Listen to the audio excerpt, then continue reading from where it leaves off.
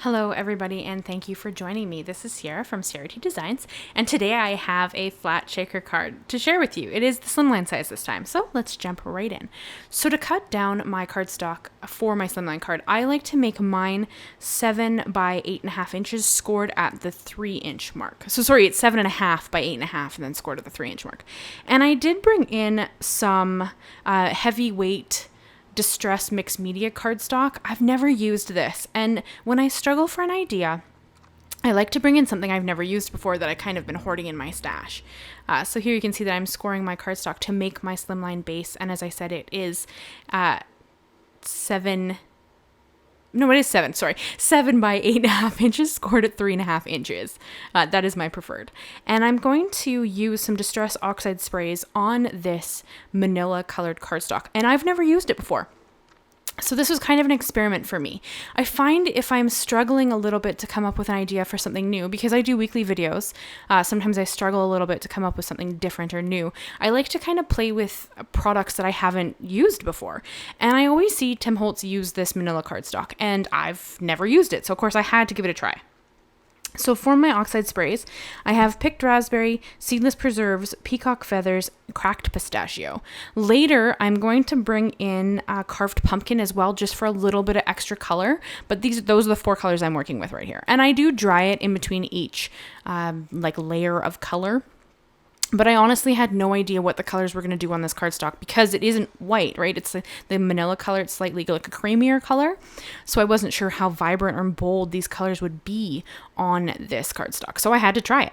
And I did cut this down to be the full panel size of my Slimline card. So it is 3.5 by 8.5. And then here I just have a piece of watercolor cardstock just so I can swap up some of the color. I hate to waste color, especially with the sprays, because sometimes it puts down a fair amount. So I just like to kind of spray, and then whatever's left, I put on that watercolor cardstock, and then I just kind of save that for another project later. And I'm just building up my layers of color. I'm just jumping between the colors that I've chosen to use, just trying to find a blend that I enjoy. And if it gets a little muddy, I'll clean it up with a paper towel. So here I wanted an extra bold pop of color. You guys know that I love bright colors. So I opted to bring in carved pumpkin and just add a little bit of that here and there. And this I let dry between each layer as well. You're not going to see that as the beauty of editing. You guys get to skip the waiting parts, but I did let this dry between each layer. And then there's the the carved pumpkin Distress Oxide. And then here I'm just going to splatter the background. If you're ever unsure of something, you're not totally sure you like it, splatter it. It will help, honestly, because it kind of draws the eye not to stare so much at the color patterns and kind of gives you a chance to separate out the parts that you're maybe not a huge fan of. So in the end, I like how this came together, but through it, I was a little unsure of what I thought. So I am also going to splash on a little bit of carved pumpkin, a little bit of picked raspberry, and a little bit of cracked pistachio. And again, that's just to kind of break up the color in the background. I mean, I think it turned out really pretty. I'd love to know what you guys think of this manila cardstock. Have you used it? Do you like it? Do you not like it? What do you think? I'm new to it. This is my first time using it. Next time I use it, I think I'll do a comparison between it and my regular white, heavier cardstock and see what I think. But for this project, I think it was kind of fun. And I just picked colors that I really enjoy using. So here I have the SpellBinders Quick Trimmer. I'm going to trim out some foil. This is the silver Glacier, silver holographic facets foil. And I'm just using this trimmer to kind of cut it down. I'm trying to waste less of my foil. So I just got this. I had to try it out. And the hot foil plate that I'm using is actually the Happy Birthday that came in the SpellBinders Glimmer Kit of the Month. And it was June's Glimmer Kit. But because I did Christmas in July, and I've been doing Christmas cards all of July, I didn't use it until now. So I really am enjoying this kit. It's a really great way to kind of collect glimmer plates that you wouldn't really have otherwise, and it's a pretty inexpensive way to kind of collect them. So I do have my Glimmer hot foil sheet machine here, and I warmed it up, and I followed all the steps that you need to kind of follow there. If you have any questions, let me know. I do have other videos where I go a little more in depth on how to use the Glimmer hot foil machine. I'll have it linked up in the corner there. You guys can check it out if you want to see it. And then you can see I kind of slowly go back and forth through my big shot. I choose to use my Big Shot for this instead of my Gemini because honestly, I'm terrified I'm going to break my Gemini. And it would break my heart if I broke my Gemini because they're not an inexpensive tool. And my parents actually gave it to me for Christmas, last Christmas. So I'm pretty excited about it and I'm babying it. I don't like to put sandwiches through that I'm not totally sure of. So I have a Big Shot for that. And I have the matching die. This specific kit came with the plate and the die. So I'm going to run it through with the die and kind of cut out the words there. And this I am going to put through my Gemini.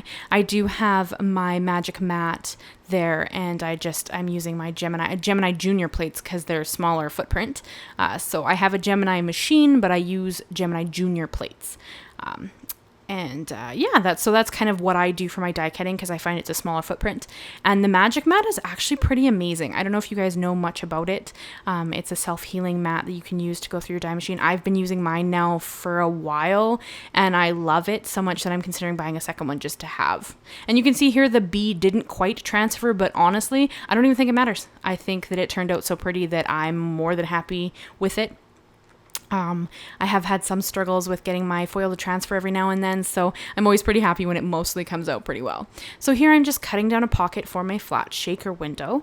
This is a storage for, I think this was like, I bought a pack of soft navy cardstock from Simon Says Stamp, and this is the packaging that it came in. And I save all my packaging and then reuse it for shaker pouches. I'm too lazy to go buy shaker pouches when I have all this plastic kind of hanging around, so I don't. I make my own. I think this is the best way to reuse something that's kind of gets tossed in the garbage or recycling or whatever fairly often. So I use it for shaker pouches. So I save it all and then just set it aside. I'm just using my anti-static powder tool on my background, just trying to keep it so my glitter doesn't adhere to the background as much. It still does a bit. I don't really mind, honestly. I think that it still looks really cool. But if that bothers you, I mean, you could add more powder than I did there. And we're just going to create the pocket. So I do use a very strong adhesive. This is 1/4 inch score tape, and I just do 3 sides. I always do the long sides, so like the bottom or the top, however you want to look at it, and then the long sides, because I think that if I had to scoop in glitter to those, I would probably spill it everywhere. So I don't even attempt it. I just tape those sides of the pocket and make sure that they're good to go, and that's pretty much all for me. I mean, if you're braver than me, by all means, you can scoop into the big side. I choose not to. I always choose to do like the top part. But I adhere all of the sides, and I do put the score tape down on the 4th side. Obviously, you don't seal that one until you put in your glittery bits, or you won't have much of a shaker going on. But I do like to actually put the score tape down before I put the bits in. And then here you can see I'm just trimming off of the corners so that there's no extra plastic just kind of hanging out. You could pre-do that. I don't, just because I figure I'd probably cut too much off and then have a hole, but you can, absolutely. And then here you can see we've created a pocket. So this is the glitter I'm going to put in there. I have some Simon Says Stamp confetti glitter, some distressed mica flakes, and then that green glitter is just out of my storage. I used to be a nail technician. I used to do nails professionally, so I have a bunch of glitter left over from when I was doing that. So I throw that in now because I'm trying to use it up. So I just add that in, a couple of scoops. I think I do 4 scoops of 5 scoops of the distressed mica flakes, and then I think 3 scoops of the confetti, just because the Slimline card is so big that I wanted to add enough pieces in there that it looked like there was stuff in there. Because remember, this is a pretty big card. This is my first full front shaker card of a Slimline card. I've done mini Slimline now. I've done A2 size cards. This is my first Slimline version, and I just thought it looked really pretty. I'm obsessed with these flat shaker cards. I don't make interactive cards very often. I find them to be kind of intimidating, so I have a tendency to stick towards things that I know a little better, but these flat shaker cards are just so much fun to make that I've been kind of making them in all sizes. So the only one I have left now, I guess, is a 5x7 card. And then I've made all the sizes that I traditionally make. And then I'm just going to adhere it down to my base. It is the full front of the card, so I use my Score Buddy to line it up so that it is the full front, and I don't have to worry about it not making it on properly. And I did use 3/4 inch score tape to adhere it down. I just used score tape because it's super strong and it holds really well. You could use other forms of like glue or whatever you want to use. This is just what I chose to use. And then here I've got thin 3D foam squares on the back of my Happy Birthday sentiment. And I use my reverse tweezers just because my nails can make it sometimes difficult and I don't want to fight with the backing of things. So I usually just use my reverse tweezers and remove whatever piece is there. And then I'm going to adhere it down to the right hand bottom corner, and that's going to be where my happy birthday goes. I didn't want to cover up much of this background because honestly, I love how it turned out.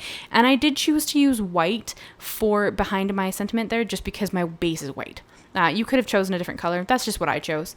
And it would have tied in a little bit better had I left a border around my shaker window, but I didn't in this instance. So I just kind of adhered it down straight to the background. And then I have, these are a couple of the Glacier gems or jewels from Pink Fresh Studios. And I just adhered a couple of those just to kind of tie together to the sentiment. And because, you know, I got to have all the bling. That's just kind of how I roll. And I wanted to make an envelope. So this is the Trinity Stamp Slimline Envelope Builder Die Set.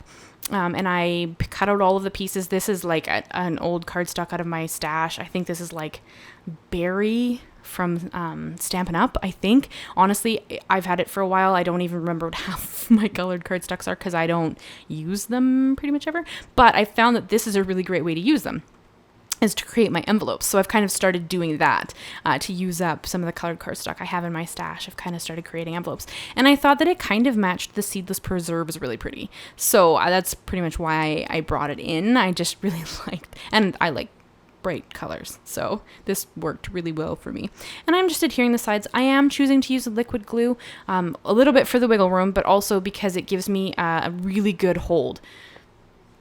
Excuse me, the last thing you want is to, you know, put all this work into this card and then have your envelope not make it to its recipient, which would just be heartbreaking to me. So, and here you see I'm struggling to adhere that. I actually dropped it and got some glue in the wrong place.